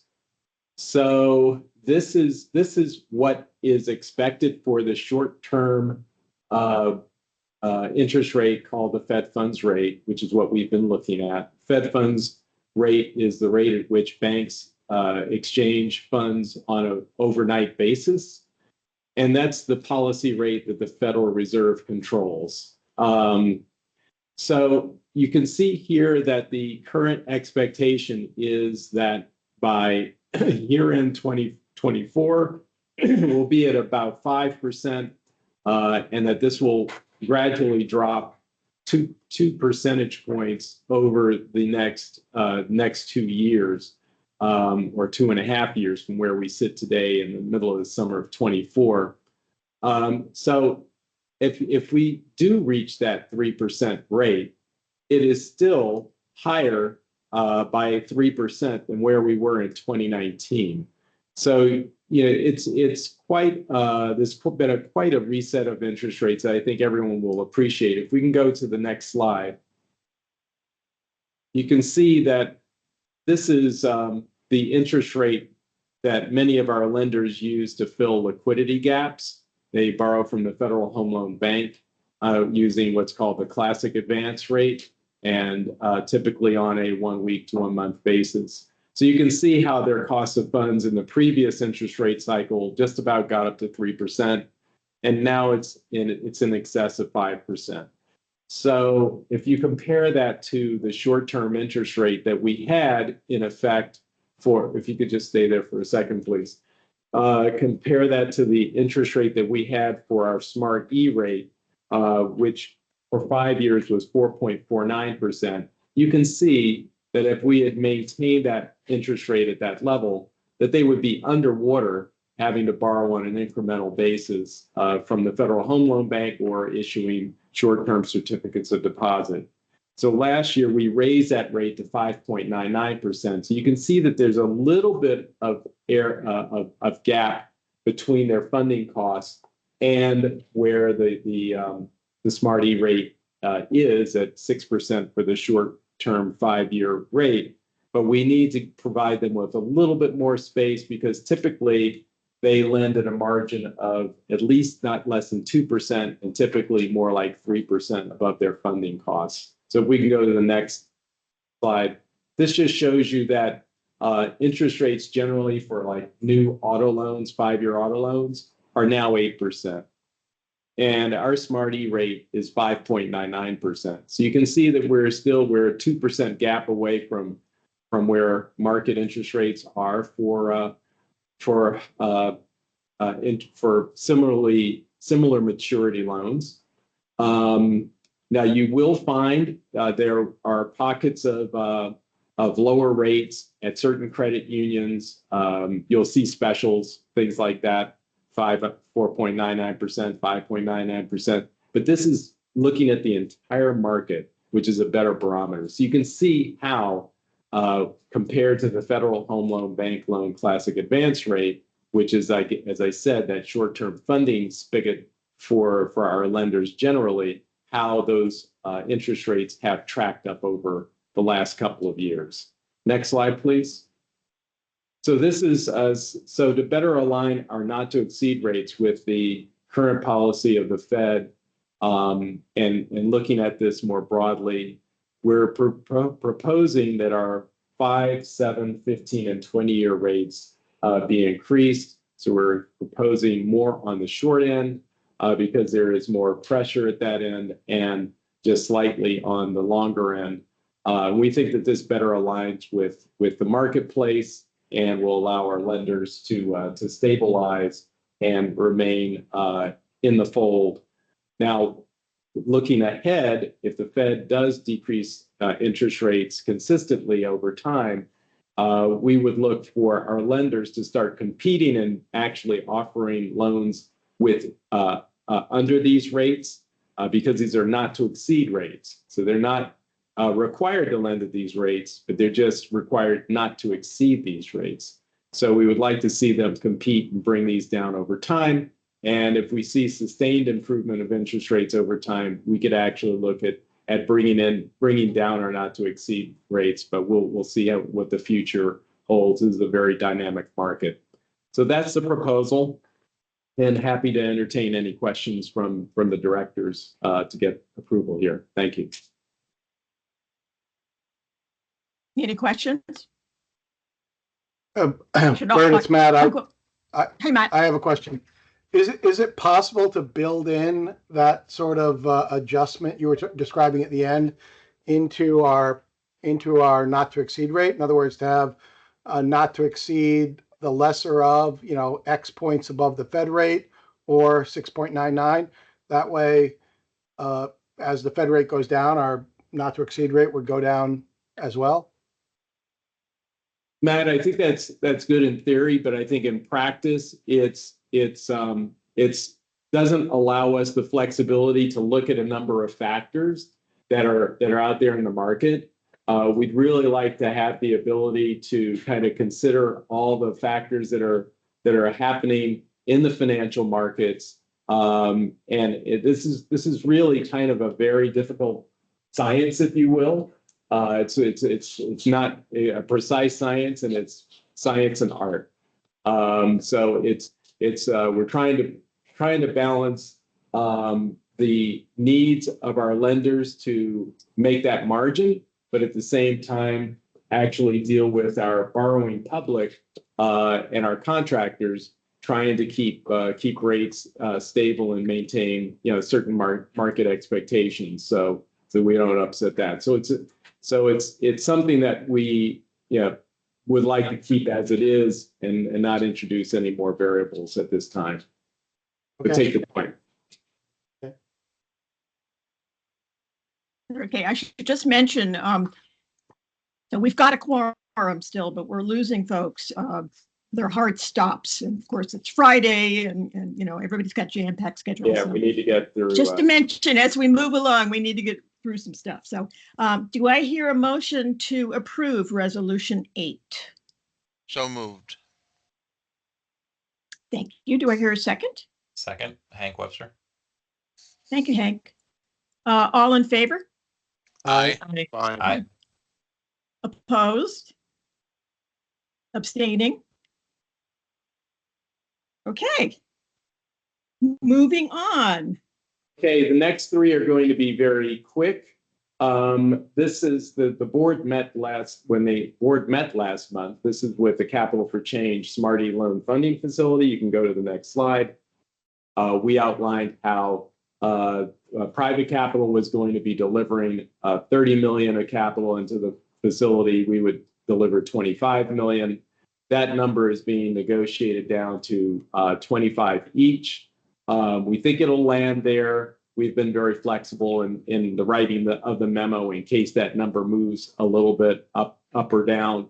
But the point is that private capital will bring in at least $1 or not less than $1 for every dollar that the Green Bank is going to lend. All other terms and conditions are the same. That's all that's changing here. So would appreciate approval of the resolution, which is on the next page, to give us the flexibility to move ahead. Thank you. Okay, any questions? All right, do you hear a motion to approve Resolution 9? Motion. Do I hear a second?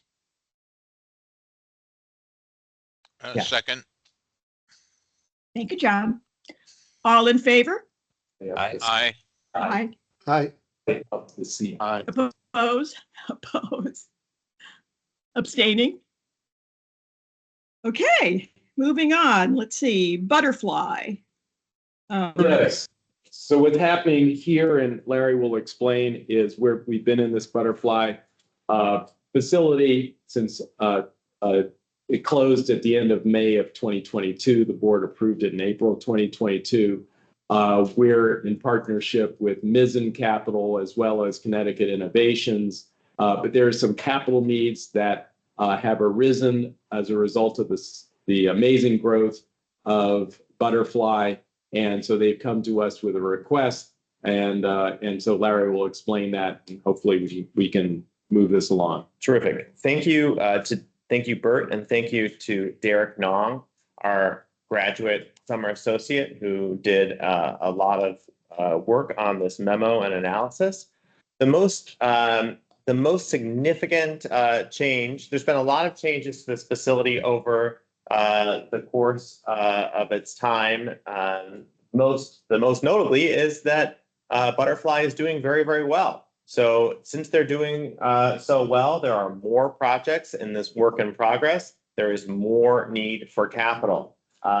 But in addition to just the volume increasing, there's also a really significant need to purchase inventory outsized to how much the increase in work in progress is. And that is because there's been global supply chain issues, which has made Butterfly say we need to have a lot of these HVAC units in storage. It helps them lower the price of those units, and it helps them control the timeline so that they're not held captive by changes in the global supply chain. So they could fund this and are through other ways. They've got a lot of capital, which is a terrific thing to see. But it isn't the best use of their equity or other capital. And we actually encourage them to get this additional funding. So this resolution that we are about to propose is so that we, along with Connecticut Innovations and Mizzen, who are currently invested. So Connecticut Innovations and Mizzen are going to be investing additional $25 million in a senior position. So all of the existing investment in this working capital facility is going to be subordinated as proposed. And of course, we have a great relationship with Mizzen and Connecticut Innovations. The only piece that's going to be subordinated is the inventory piece, which makes a lot of sense because that's what this capital is being used for. Everything else is on the table. So that's the only piece that's subordinated. It's a much bigger pie, much more capital, a lot of great growth and positive trajectory with this loan. And so I'd ask to go to the next slide. And what we're asking the board for is to subordinate our $5 million, which has been paid down, so it's a little bit over $4 million now, but subordinate our working capital position for the inventory only on this work in progress working capital facility to our friends at Mizzen and CI as they put in an additional $25 million investment with Butterfly.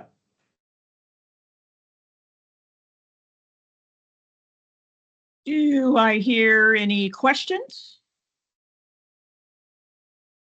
Madam Chair, it's Okay, Matt, we're just here. to Oh, let you know, I'm go going to ahead, Matt. abstain. I'm going to abstain because Butterfly is a client. Okay. I have one, maybe two questions. So on the previous slides, I think the intended use of funds, the one before this. Yeah, number 3, that's just does that mean covering the time gap between the implementation and installation of the measure and when it's a time gap to utility bill financing? It's not saying that there's going to be a deficiency in the savings. No, yeah, that's only they can only claim the savings when it's proven. So even though Right. you install it here and you're saving all this money for 6 weeks, you can't prove it until you get the bill. And that's really not that big of a deal when you've got this many projects. But as they continue growing and you add in those 6 weeks a bunch of times, it starts to be millions of dollars. So yeah, there's no delay. It's just a problem with that billing, basically billing. Yep. No, that makes sense. I just want to make sure it was about the time and not the projected savings, I guess. Right. A more concise way of saying it. And then my second question was just, are there any concerns, again, about that trend scaling, but about a $20 to $30 million cash gap on 100, I don't know how far they've exceeded 100 million annual revenue, but like that seems to me, who's a novice at this, as a big ratio. And I'm just wondering if there's any concerns about that, or if you could speak to that. No, I do not have concerns with that. All of this capital is being invested now for quite significant duration, 7 years, 10 years. So you are right that the amount of capital seeds, the amount of revenue does not seem to justify the significant amount of capital right now. but you have to think that these are 10-year contracts, similar to a solar facility. So you're investing a lot of money up front. They are projecting that Butterfly will be profitable. There will be cash flow positive, within the next about 12 calendar months. So By the end of the year. but by the end of the year for EBITDA, and then The other thing, Hank, is that what's happening here is there's a backlog of sites that do not have the HVAC installed. So this is really buying all that equipment so that they can retrofit those existing build outs, those existing sites. So once this thing normalizes, you're going to see that ratio of inventory fall. They call it the Big Bang when they install it all. All right, thank you very much. Yeah. Jerry? Okay. Do I hear a motion to approve this resolution? I'll make a motion. Hank Webster. Thank you. Okay, all in favor? Did we get a second? Oh, sorry. I'll second it. John Harity, second. I just assumed John would second. Yeah. A second, John, a second. Okay, all in favor? Aye. Aye. Aye. Aye. And opposed? And we know Matt is abstaining. Okay. Okay, great. Okay, we have, I think we have two left. We'll try to move this along. This next one is going to be very quick. This is our line of credit that we have with Webster Bank and Liberty Bank that provides liquidity for the Green Bank. We've actually never had to use this, but there could be some times when we need to, and it's secured by our solar home renewable energy credits. David, can you quickly present this so we can get the extension approved? Sure. Yeah. We've renewed multiple times. We're going back for another 1 year renewal. All terms are the same. The interest rate here is a spread over the secure overnight funding rate. There is a small $75,000 commitment fee that we pay up front to the two lenders, Liberty and Webster. And there's also an unused fee of about 0.5%. It's really there as a great resource for us if we ever do need to draw on the line. And we're just excited to go back again. The next slide has a structure diagram. If anyone has questions, again, this is still unchanged. The revenues from those two SREC tranches supporting this facility. Thank you. Happy to Thank you, start with David. resolutions. Any questions? And if not, Chair Reed, you can do the call of a vote. All righty. Do I hear a motion to approve resolution 11? So moved. I'll second. Okay, great. All in favor? Aye. Aye. Opposed? Abstaining? Okay. Okay, and David's going to stay on screen to do the exciting Bridgeport fuel cell facility. Go ahead, David. Thank you, Bert. So this is a 9.6 megawatt high axiom fuel cell and thermal loop project located on Bridgeport's south end. You can see the map there where this is located. It's right underneath Interstate 95, between 95 and some Metro North tracks.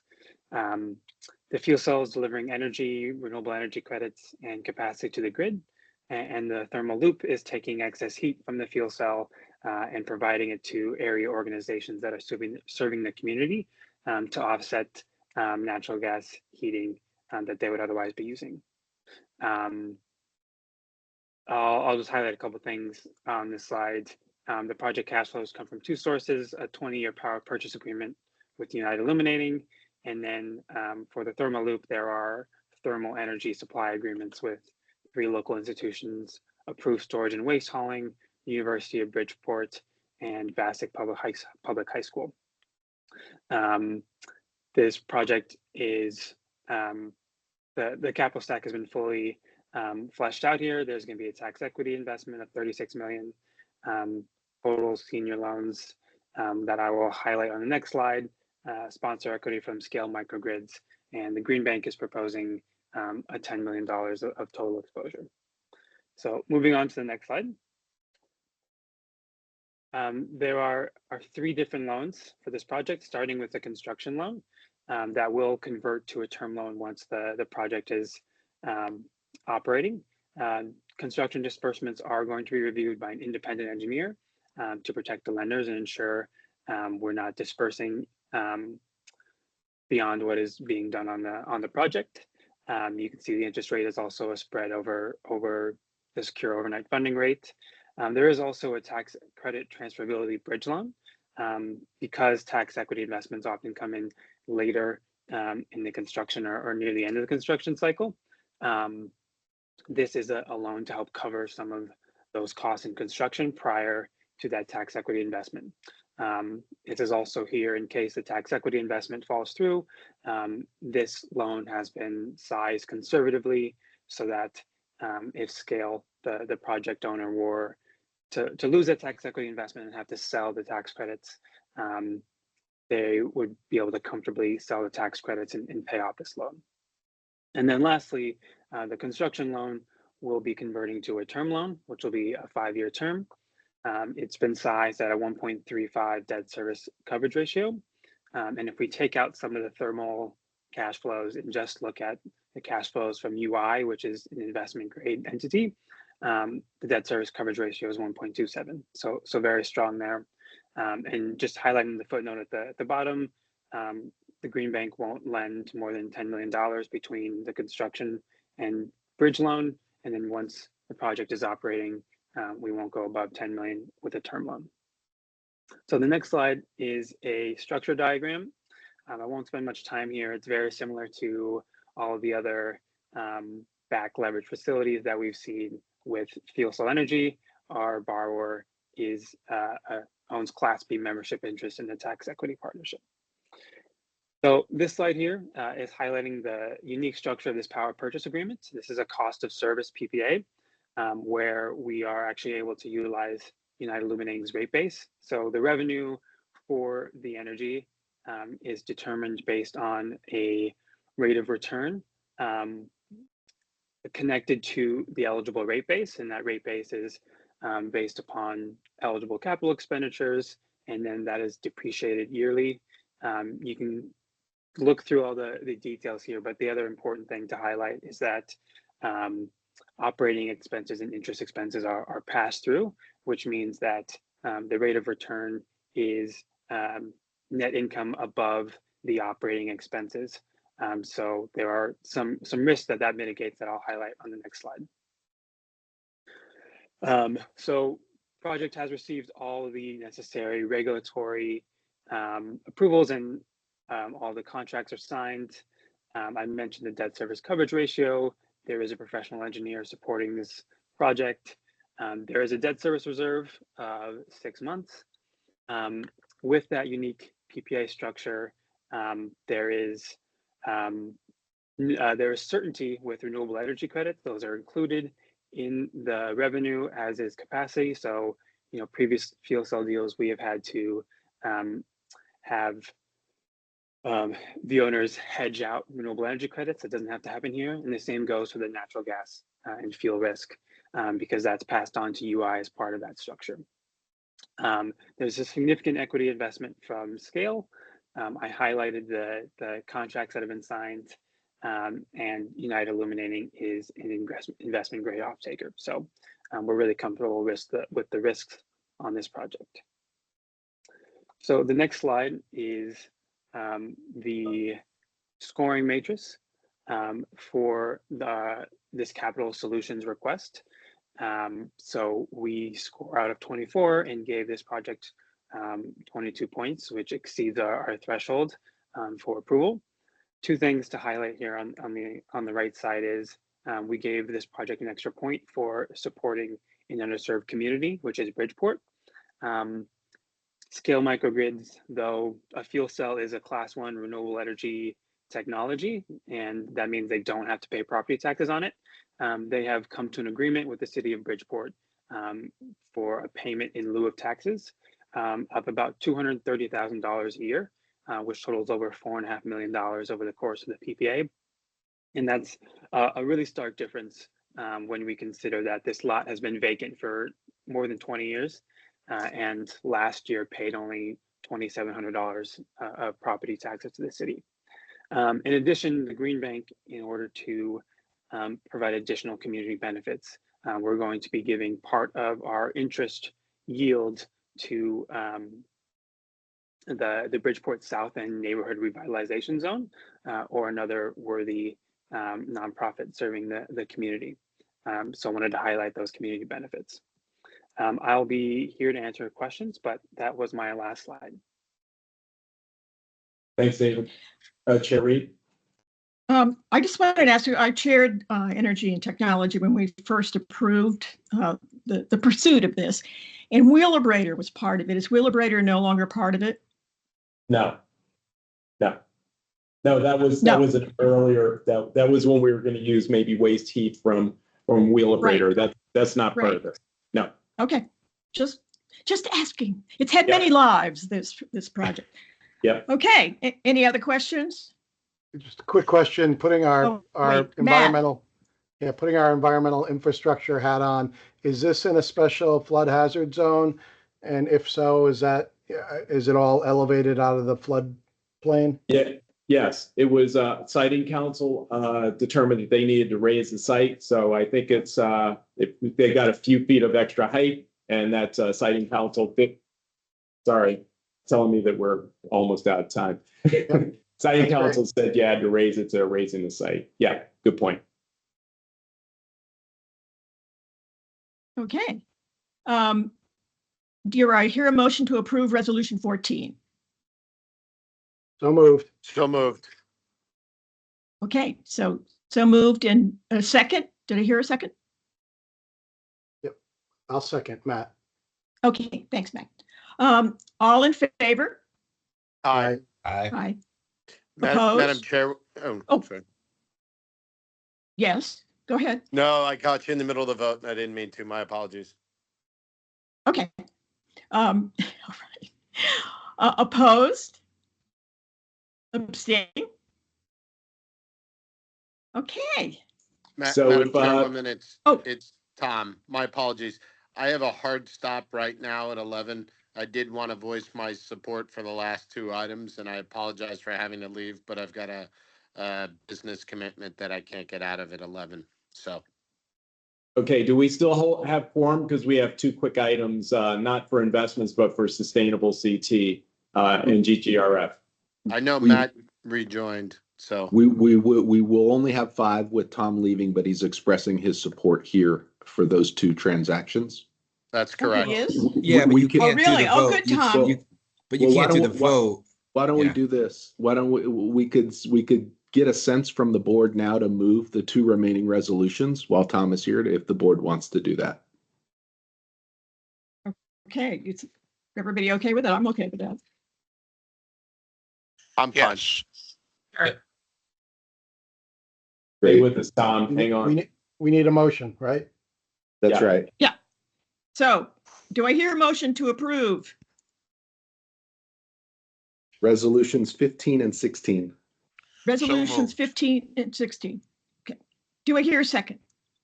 Second. Okay. All in favor? Aye. Aye. Opposed? Aye. Abstaining? Okay. Thank you, and my apologies. Thank you. Take care. Okay, everybody. thank you. Thank you, Tom. Bye-bye. Bye-bye. Well, thank you. Thank you for that. Thank you, board, for that. Just, a couple of quick comments. You just approved our continuous relationship with Sustainable CT that we've had in place now for several years. The difference, Rob, I'll just do a quick high level.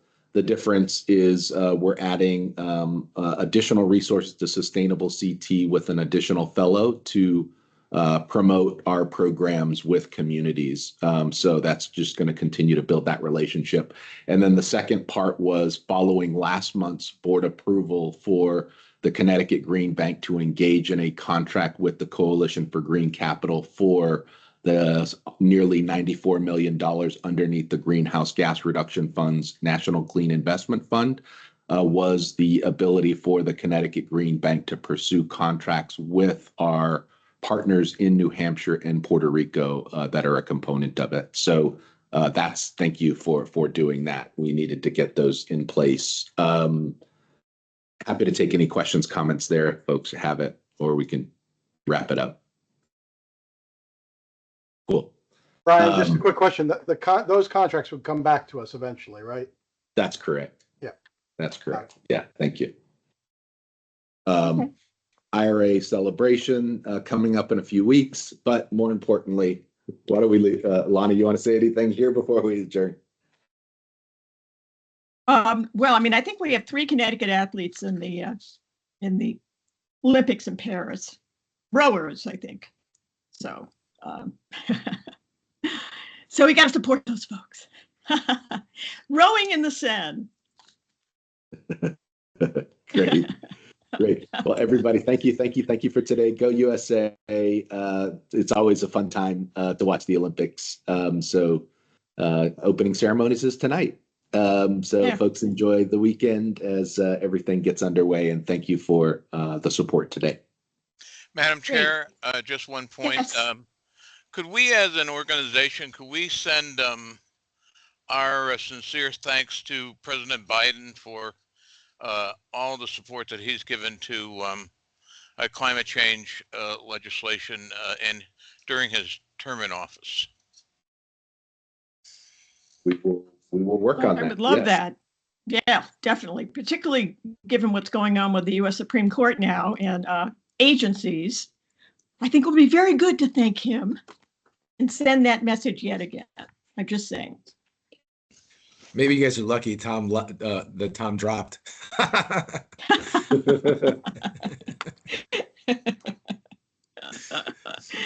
Okay, now, does everybody just want to hang out, or do I hear a motion to adjourn this meeting?